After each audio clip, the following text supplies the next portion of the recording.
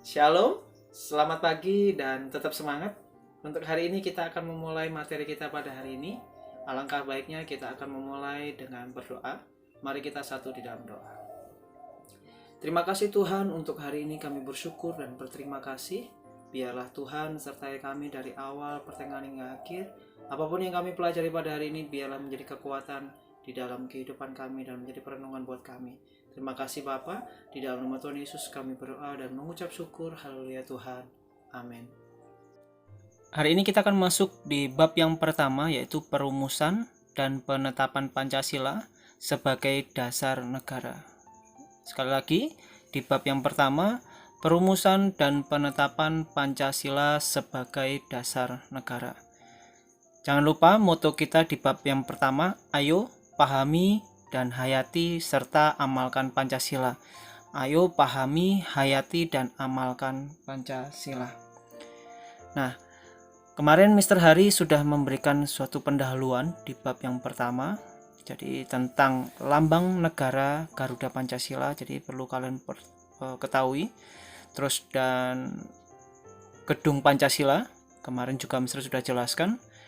Yang ketiga tentang lagu Garuda Pancasila. Kemarin juga Mister sudah nyanyikan ya. Mungkin suara kalian juga lebih merdu lagi yang mungkin ingat suaranya. Nah, jadi di mana Pancasila sebagai dasar negara merupakan hasil perjuangan para pendiri negara, dan mereka adalah orang yang berjuang untuk mendirikan bangsa dan negara Indonesia. Nanti kita akan belajar di poin ke A, yaitu perumusan Pancasila sebagai dasar negara. Jadi apa itu di dalam sebuah sejarah di dalam perumusan Pancasila sebagai dasar negara. Kemarin Mister juga sudah singgung, kalau kalian masih ingat bahwa ada satu ucapan oleh proklamator kemerdekaan Indonesia itu, yaitu Insinyur Soekarno. Apa pesannya? Jangan sekali-kali melupakan sejarah. Bukan berarti kita nggak boleh mengingat masa lalu ya, tapi kita diajarkan untuk fokus ke depan, tetapi kita juga tidak boleh melupakan sejarah. Jadi pesan Insinyur Soekarno, dia mengatakan jangan sekali-kali melupakan sejarah. Kenapa? Karena ketika kita berhasil saat ini, karena ada perjuangan di masa lalu yang para pejuang kita yang cukup luar biasa. Mereka sudah berjuang hingga sampai saat ini. Itu sebabnya boleh kita sukses saat ini, kita merdeka saat ini, tetapi jangan pernah sekali-kali melupakan sejarah. Poin yang pertama. Yang pertama kita akan membahas tentang perumusan Pancasila sebagai dasar negara. Yang pertama, kita akan belajar tentang pembentukan BPUPKI. Mungkin kalian pernah belajar di waktu di sekolah dasar kalian, di SD ya. Mungkin di kelas 6 yang Mister tahu pelajaran PPKN membahas tentang BPUPKI. Tetapi di pelajaran di SMP ini lebih meningkat lagi tentang sejarah BPUPKI. Nah, bangsa Indonesia mengalami sejarah yang panjang dalam melawan penjajah. Jadi kita pernah mengalami penderitaan ketika dijajah oleh Belanda. Sejarah juga mencatat bahwa kekalahan Belanda oleh Jepang dalam Perang Asia Timur Raya menyebabkan bangsa Indonesia itu dijajah oleh Jepang. Jadi bangsa Belanda cukup lama sekali ya menjajah ya, 350 tahun. Dibandingkan negara Jepang 3,5 tahun. Jadi 3,5 tahun. Kelihatannya sedikit atau singkat, hanya 3,5 tahun, tetapi justru penjajahan bangsa Jepang itu lebih ngeri, lebih merasakan bagaimana siksaan yang cukup luar biasa dibandingkan dengan bangsa Belanda yang pada waktu itu cukup lama menjajah bangsa Indonesia, yaitu 350 tahun. Nah, perlu kita pahami bahwa bangsa Indonesia ini lepas dari ibarat lepas dari mulut harimau masuk ke mulut buaya. Tepat kiranya untuk menggambarkan bagaimana kondisi penderitaan bangsa kita saat itu. Jadi bukannya lebih baik, seolah-olah dijajah Jepang hanya 3,5 tahun, tapi justru itu lebih parah kondisinya. Nah, perlu kita tahu bahwa kemenangan Jepang di Asia ini tidak bertahan lama. Pihak sekutu Inggris, Amerika Serikat, dan Belanda, jadi sekutu Inggris, Amerika Serikat, dan Belanda melakukan serangan balasan. Jadi ketiga negara ini menyerang kembali bangsa Jepang. Nah, satu persatu daerah yang dikuasai Jepang kembali ke tangan sekutu. Nah, melihat hal ini, pada peringatan pembangunan Jawa Baru Pada tanggal 1 Maret 1945, Jepang mengumumkan pembentukan Dokuritsu Zumbi Tosakai atau yang kita kenal dengan BPUPKI. Nama lain dari bahasa Jepang ya. Di BPUPKI nama lainnya adalah Dokuritsu Zumbi Tosakai. Nah, ini menyelidiki usaha-usaha persiapan kemerdekaan. BPUPKI ini dibentuk adalah satu bentukan di mana ada janji Jepang membentuk BPUPKI yang direalisasikan pada tanggal 29 April 1945 bersamaan dengan hari ulang tahun Kaisar Hirohito. Jadi perlu diingat bahwa janji Jepang membentuk BPUPKI ini untuk menyelidiki usaha-usaha persiapan kemerdekaan Indonesia. Jadi seolah-olah memberikan hadiah ya kepada bangsa Indonesia. Nah, ini berketepatan dengan ulang tahun Kaisar Hirohito. Secara resmi BPUPKI dilantik oleh Jepang dengan anggota berjumlah 62 orang yang terdiri atas tokoh-tokoh bangsa Indonesia dan 7 orang anggota perwakilan dari Jepang. Jadi totalnya adalah 62 orang Indonesia, tokoh-tokoh Indonesia, dan 7 anggota perwakilan dari Jepang. Ketua BPUPKI sendiri adalah Dr. KRT Rajiman Widyodiningrat.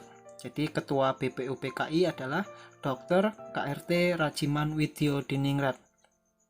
Dan dengan 2 wakil yaitu dari bangsa Jepang yaitu Ichi Bangise Yoshio, dan dari Indonesia adalah RP Soeroso.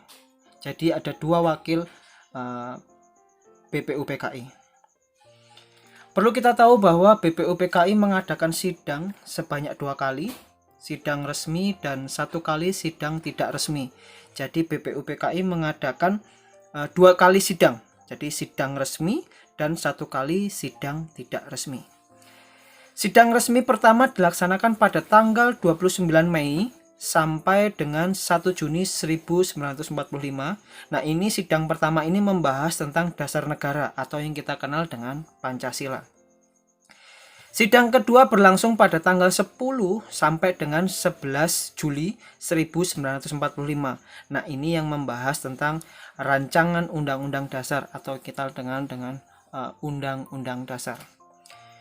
Pada pelaksanaan sidang tidak resmi hanya dihadiri oleh 38 orang dan kegiatan ini berlangsung di masa reses antara sidang pertama dan sidang kedua. Tujuannya untuk membahas rancangan pembukaan Undang-Undang Dasar 1945 yang dipimpin oleh anggota BPUPKI yaitu Insinyur Soekarno sendiri, dan sidang BPUPKI dilaksanakan di Gedung Chuo Sang-in atau yang kita kenal dengan sebutan Gedung Pancasila hingga sampai saat ini ya. Jadi perlu kita tahu bahwa BPUPKI mengadakan 2 kali sidang yaitu sidang resmi dan 1 kali sidang tidak resmi. Nah, sejak berkuasanya di Indonesia, Jepang dengan segala cara menguras kekayaan dan tenaga rakyat Indonesia. Nah, hal ini menimbulkan kesengsaraan dan penderitaan bagi rakyat. Namun penderitaan tersebut tidak menyurutkan semangat pejuang kita untuk meraih kemerdekaan. Kita tahu bahwa Indonesia sendiri berjuang sangat luar biasa sekali untuk meraih kemerdekaan. Berbagai upaya yang dilakukan bangsa Indonesia dengan menyusun barisan dan bersatu padu mewujudkan kemerdekaan yang dicita-citakan. Lanjut di poin yang kedua yaitu perumusan dasar negara. Nah, ini yang menjadi poin penting kita. Dasar negara merupakan pondasi berdirinya sebuah negara. Ingat bahwa dasar negara merupakan pondasi berdirinya sebuah negara. Ibarat sebuah bangunan, tanpa pondasi yang kuat tentu tidak akan berdiri yang kokoh. Jadi tanpa adanya Pancasila, negara ini atau negara Indonesia ini pasti akan mudah diombang-ambingkan, bahkan sampai dihancurkan oleh negara-negara lain. Itu sebabnya di negara Indonesia ini cukup spesial sekali. Kalau kita lihat di beberapa negara yang lain tidak ada seperti bangsa Indonesia yang memiliki dasar negara yaitu Pancasila. Itu sebabnya di Indonesia yang berbagai suku, berbagai agama, berbagai ras, dan berbagai antar golongan, patokannya atau dasar negaranya hanya Pancasila. Dari situlah kita saling menghormati dan saling menghargai. Itu sebabnya dikatakan tadi ibarat sebuah bangunan, tanpa pondasi yang kuat tentu tidak akan berdiri dengan kokoh. Nah, oleh karena itu dasar negara sebagai pondasi harus disusun sekuat mungkin sebelum suatu negara berdiri. Itu sebabnya beberapa para tokoh mendirikan atau mengusulkan dasar negara. Jadi supaya benar-benar negara ini benar-benar kuat, benar-benar negara ini benar-benar kokoh. Kalau kita lihat perjuangan bangsa Indonesia ini hingga sampai saat ini ya, bahwa Indonesia ini digoncang berbagai sara, yaitu suku, agama, ras, dan antar golongan, Indonesia tetap kuat, Indonesia tetap kokoh. Cuman kelemahan kita di Indonesia cuma satu, waktu itu pernah gagal, yaitu Timur Leste. Tetapi pada kenyataan hingga sampai saat ini beberapa pulau diselamatkan, bahkan beberapa pulau yang ada di Indonesia, bahkan suku yang ingin pecah dan lain sebagainya juga terselamatkan. Beberapa bulan yang lalu Papua ingin merdeka, Aceh tahun yang lalu Aceh juga ingin merdeka, tetapi pada kenyataannya melalui dasar negara di sudah berpuluh-puluh tahun tokoh negara kita sudah mengusulkan dasar negara ini. Itu sebabnya negara Indonesia tetap kuat. Harusnya kita sebagai generasi sekarang ini harus mempertahankan dasar negara itu dengan baik. Nah, perlu kita tahu bahwa dasar negara, di dalam perumusan dasar negara ini diketuai oleh ketuanya ketua BPUPKI adalah Dr. KRT Rajiman Widyodiningrat. Nah, pada pidato awal sidang pertama menyatakan bahwa untuk mendirikan Indonesia merdeka diperlukan satu dasar negara. Untuk menjawab permintaan ketua BPUPKI, beberapa tokoh pendiri negara mengusulkan rumusan dasar negara. Siapa sih tokoh pendiri yang merumuskan dasar negara?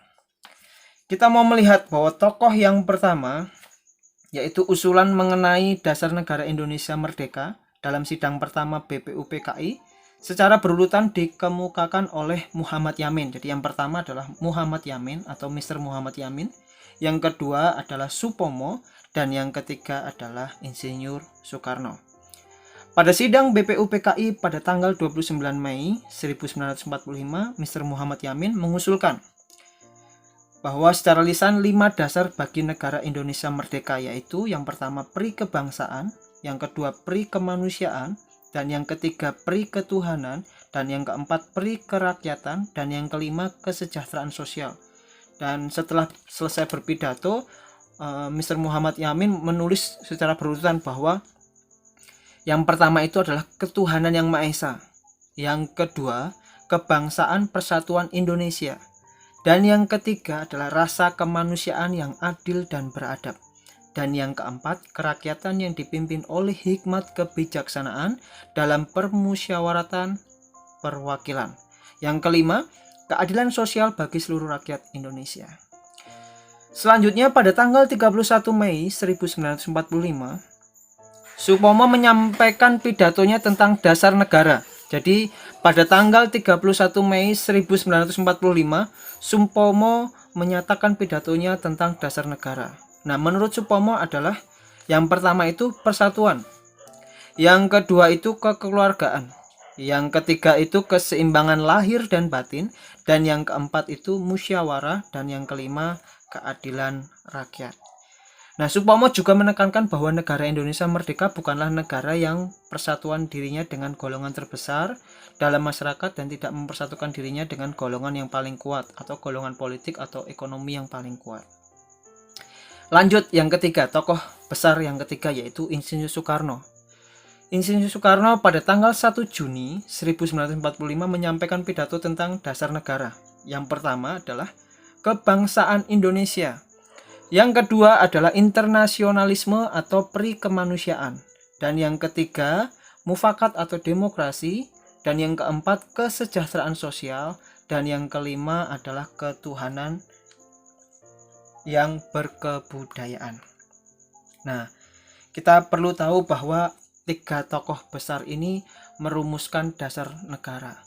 Tetapi begitu banyaknya sharing atau mungkin begitu banyak diskusi antara mereka bertiga, dan bahkan mereka mengusulkan banyak sekali tentang dasar negara mana yang tepat, itu cukup sekali rumit ya. Jadi cukup alot sekali rapat pada waktu itu, cukup genting sekali kalau suasananya seperti itu. Jadi perlu kita tahu bahwa di sidang pertama itu cukup alot sekali untuk merumuskan dasar negara. Pada akhirnya masa persidangan pertama, Ketua BPUPKI membentuk panitia kecil. Jadi karena begitu usulan-usulan mereka sebenarnya masuk akal, tapi biar lebih pas, Jadi pada akhir masa persidangan pertama, Ketua BPUPK ini membentuk panitia kecil yang bertugaskan untuk mengumpulkan usulan para anggota yang akan dibahas pada sidang berikutnya. Jadi panitia kecil ini beranggotakan 8. Jadi setelah kejadian itu akhirnya membentuk panitia kecil yang beranggotakan 8 orang di bawah pimpinan Insinyur Soekarno dengan anggotanya yaitu Ki Bagus Hadikusumo, yang kedua Kiai Haji Wahid Hasyim, yang ketiga adalah Mr. Muhammad Yamin, yang keempat Sutarjo Karto Hadikusumo, dan yang kelima Ma'aramis, keenam Otto Iskandar Dinata, dan yang ketujuh Dr. Muhammad Hatta. Nah, panitia kecil ini mengadakan pertemuan untuk mengumpulkan data dan memeriksa usulan-usulan yang menyangkut beberapa masalah, yaitu Indonesia Merdeka. Usulan yang pertama adalah golongan usul yang minta Indonesia merdeka selekas-lekasnya. Yang kedua, golongan usul yang mengenai dasar. Yang ketiga, mengenai soal unifikasi atau federasi. Yang keempat, mengenai bentuk negara dan kepala negara. Nanti kita akan bahas ya. Yang kelima, mengenai warga negara. Yang keenam, yaitu mengenai daerah. Yang ketujuh, mengenai soal agama dan negara. Yang kedelapan, mengenai pembelaan. Dan yang kesembilan, mengenai soal keuangan. Kalian dapat menyimaknya di buku paket halaman 8. Nah, perlu kalian tahu bahwa panitia 9 setelah panitia 8 dibentuk, akhirnya membentuk lagi panitia 9. Nah, panitia 9 ini mengadakan rapat di rumah kediaman Insinyur Soekarno di Jalan Pegangsaan Timur nomor 56 Jakarta. Jadi setelah panitia 8 membentuk lagi panitia 9 di rumah kediaman Insinyur Soekarno di Jalan Pegangsaan Timur nomor 56 Jakarta. Kalian dapat melihat beberapa tokoh yang Mister berikan di slide-nya yang ini gambarnya. Ada tokoh panitia 9 BPUPKI. Nah, di mana panitia 9 ini sendiri cukup sekali menjelaskan bagaimana rancangan pembukaan hukum dasar yang diberikan nama Mukadimah oleh Mr. Muhammad Yamin, dinamakan Piagam Jakarta, dan oleh Sukiman Wirjasanjojo yang disebut Gentleman Agreement. Nah, atau 4 pilar kehidupan berbangsa dan bernegara. Salah satunya Pancasila, yang kedua Undang-Undang Dasar, yang ketiga NKRI, yang keempat adalah Bhinneka Tunggal Ika. Jadi yang pertama Pancasila, yang kedua Undang-Undang Dasar, dan yang ketiga NKRI, dan yang keempat adalah Bhinneka Tunggal Ika. Nah, rapat tersebut cukup alot ya, di mana disepakati rumusan konsep dasar negara yang tercantum dalam rancangan Mukadimah Hukum Dasar, di mana pada waktu itu berbunyi Mukadimah Hukum Dasarnya adalah bahwa sesungguhnya kemerdekaan itu ialah hak segala bangsa, dan oleh sebab itu, dan seterusnya. Kalian mungkin hafal tentang pembukaan dasar. Tetapi yang perlu kalian perhatikan bagaimana di ayat paragraf selanjutnya tentang masalah Pancasila. Dalam alinea keempat naskah Piagam Jakarta, atau kita kenal dengan Piagam Jakarta, itu terdapat rumusan dasar negara, yaitu yang pertama ketuhanan dengan kewajiban menjalankan syariat Islam bagi pemeluk-pemeluknya. Yang kedua, kemanusiaan yang adil dan beradab. Ketiga, persatuan Indonesia. Yang keempat, kerakyatan yang dipimpin oleh hikmat kebijaksanaan dalam permusyawaratan perwakilan. Dan yang kelima, keadilan sosial bagi seluruh rakyat Indonesia. Latar belakang perubahan sila pertama menurut Muhammad Yamin bermula dari datangnya utusan Opsir Kaigun. Jadi latar belakang perubahan sila pertama. Tadi kan sila pertama berbicara tentang ketuhanan dengan kewajiban menjalankan syariat Islam bagi pemeluk-pemeluknya, diganti dengan atau diubah dengan ketuhanan yang Maha Esa. Jadi pada waktu Piagam Jakarta di naskah Mukadimah ditandatangani oleh 9 orang anggota panitia 9, dikenal dengan Piagam Jakarta, itu merumuskan dasar negaranya adalah yang sila yang pertama khususnya, karena itu yang dirubah, yaitu ketuhanan dengan kewajiban menjalankan syariat Islam bagi pemeluk-pemeluknya, itu dirubah atau diganti menjadi ketuhanan yang Maha Esa.